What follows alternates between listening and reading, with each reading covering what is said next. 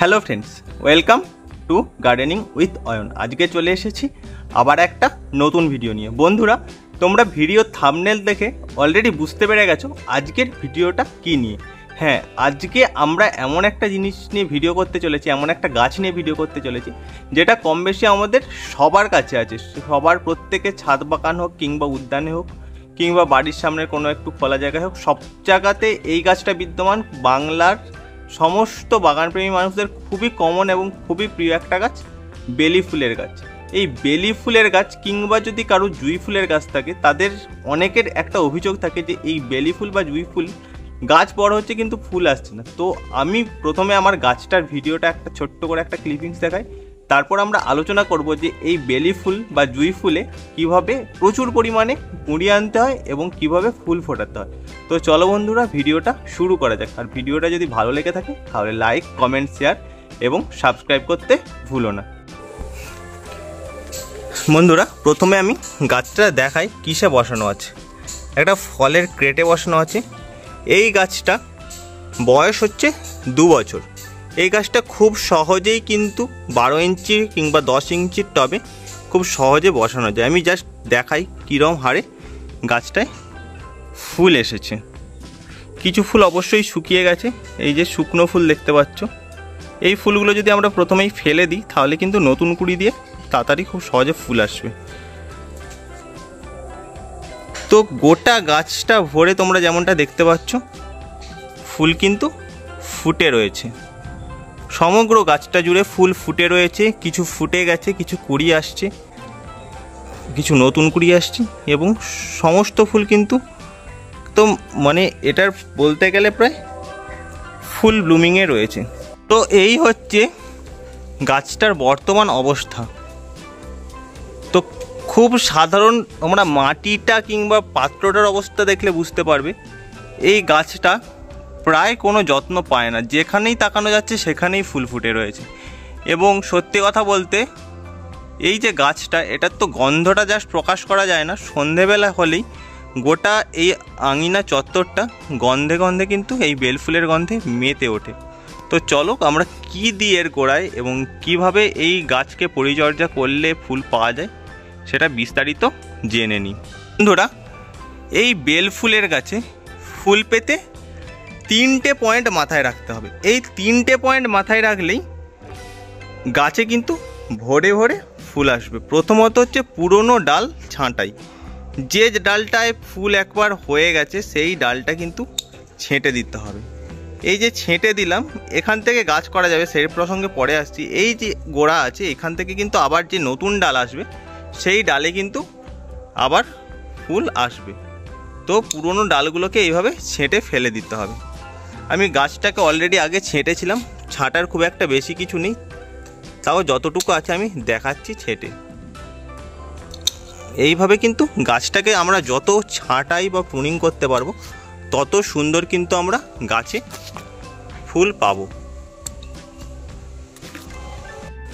বন্ধুরা, আমরা 15 থেকে 20 দিন ছাড়া ছাড়া বা 1 মাস ছাড়া ছাড়া, বিশেষ করে ফুল আসার সময় আমরা অন্তত ফুল আসার আগে যখন এই যে গাছটায় ফুল হয়ে আছে এই ফুলটা শেষ হয়ে যাবে, তারপর যখন প্রুনিং করে দেব পুরো গাছটা, তখন আমরা একটা খাবার প্রয়োগ করব। তো সেই খাবারটাই দেখিয়ে দিচ্ছি। এটা যখন খুশি ফুল অবস্থাতেও ব্যবহার করা যায় এবং ফুল আসার পরে ব্যবহার করলে সবথেকে ভালো হয়। এর মধ্যে রয়েছে 2 চামচ পরিমাণ সরষের খোলের গুঁড়ো, প্রায় 70 থেকে 80% রয়েছে ভার্মি কম্পোস্ট, কিছুটা রয়েছে ডিএপি এবং কিছুটা রয়েছে লাল পটাশ। আমি একটা কথা সবসময় বলি যে লাল পটাশ ব্যবহার না করতে, তাতে মাটি খারাপ হয়ে যায়। কিন্তু এই একটা হার্ডি গাছের ক্ষেত্রে এই ধরনের সমস্যা কোনো ব্যাপার নেই। সুতরাং আমরা লাল পটাশটা ফুল আনার জন্য এখানে ব্যবহার করতেই পারি। কারো কাছে যদি সাদা পটাশ থাকে সেটাও নির্দ্বিধায় ব্যবহার করা যেতে পারে। তো এই মিক্স খাবারটা আমরা সরাসরি গাছের গোড়ায় অ্যাপ্লাই করে নেব। তো এই রকম খাবার দিলেই কিন্তু গাছের যেমন গ্রোথ হবে, যেমন ভেজিটেটিভ গ্রোথ হবে, তেমন রিপ্রোডাক্টিভ গ্রোথও কিন্তু খুব ভালোভাবে হবে। এরপর আমরা এই যে গাছ রয়েছে এইভাবে জাস্ট একটু দূর দিয়ে কিছুটা খুঁড়ে দেব মাটি।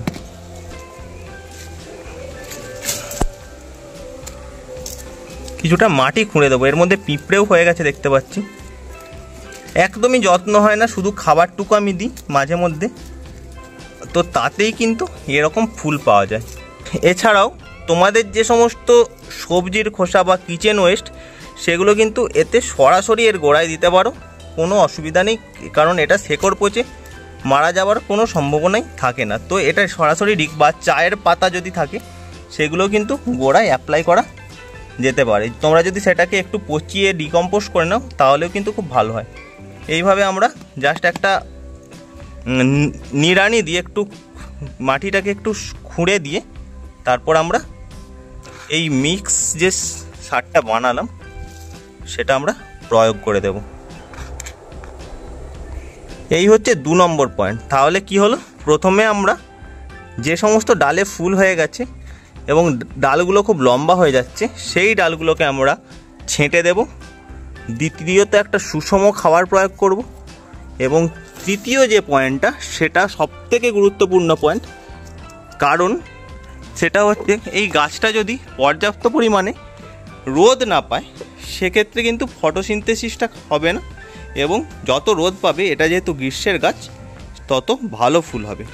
তো আমার একটা সেম গাছ এখানে রয়েছে যাতে কিন্তু খুব একটা ফুল নেই, তার কারণ হচ্ছে প্রুনিং। এই গাছটাকে আমি সময় মতো প্রুনিং করিনি বলে গাছটাতে ফুল আছে না। তাই যে লম্বা লম্বা ডালগুলো আছে সেইগুলো যদি আমরা ছেঁটে দিই তাহলে কিন্তু ফুল চলে আসবে। দেখো তোমরা, নিচের ডালগুলোই কিন্তু ফুল এসেছে। অবশ্যই আমরা নিচের ডালগুলোতে প্রুন করব না, কিন্তু ওপরের ডালগুলো আমরা এইভাবে ছেঁটে দিতে পারি। এবং আমরা যদি সরাসরি রোদ্রে রাখি এই গাছটাকে তাহলে প্রচুর পরিমাণে কিন্তু ফুল পাওয়া যাবে। তো এই ছিল আজকের ভিডিওটা কেমন লাগলো তোমরা জানিও। যদি ভালো লেগে থাকে তাহলে লাইক, কমেন্ট, শেয়ার এবং সাবস্ক্রাইব করতে ভুলো না। দেখা হচ্ছে আবার একদিন নতুন কোনো ভিডিও নিয়ে। ততক্ষণের জন্য বাই।